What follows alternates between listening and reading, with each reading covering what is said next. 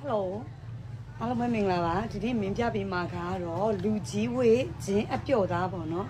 သူကမနက်ကမင်းအကွက်လေးနဲ့တွဲပြတဲ့ဗီဒီယိုမှာကြတော့ဂျင်းကိုပဲနည်းနည်းအထူလေးပြပြီးရဲဒါကကြတော့ဂျင်းဝင်မှာအပြော့လိုက်အပြော့ဝင်မှာသူကဒီလိုမျိုးထိုင်ဝမ်မိတ်ပေါ့နော်ထိုင်ဝမ်မိတ်ပစ္စည်းအသားနာအရင်ကောင်းတယ်ဂျင်းသားကိုပဲဂျင်းအပြော့အပါသားပေါ့သူကတော့နှွေးမိုးဆောင်းဝတ်လို့ရတဲ့ပုံစံမျိုးအိတ်ဆယ်ကနေစထွက်တယ်ပေါင်ချိန်130 120သမားတွေကတော့အိတ်စေကနေစယူအိတ်စေကနေတော့9 site ထွက်တယ်အိတ်စေကနေ2 3 4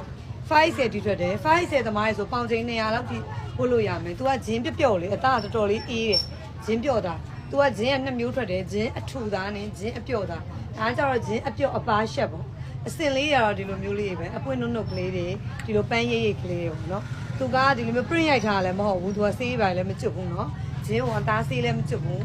အိတ်ဆယ်ကနေပြီးတော့5ဆယ်တီးပေါင်ချိန်လေးပြောလို့ရှိရင်မင်းပုတ်ပေးတယ်အပွင့်စင်တော့ရွေလို့မရဘူးအစင်ကရောပြီးတော့လာတာမလို့ဒီလိုရင်ရင်လေးပဲလာမှာနော်လူကြီးဝတ်ကိုမတို့အတွက်ရင်ရင်လေးပဲလာမယ်ဒီမှာအောက်မှာအိတ်ထောင်လေးနှစ်ဖက်ပါ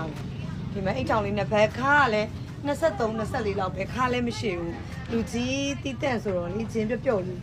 လူကြီးတီးတန့်ဆိုတော့ခါလည်းမရှိဘူးအိတ်ထောင်လေးနှစ်ဖက်နဲ့ TikTok CB မှာပဲဖြစ်ဖြစ် Viber number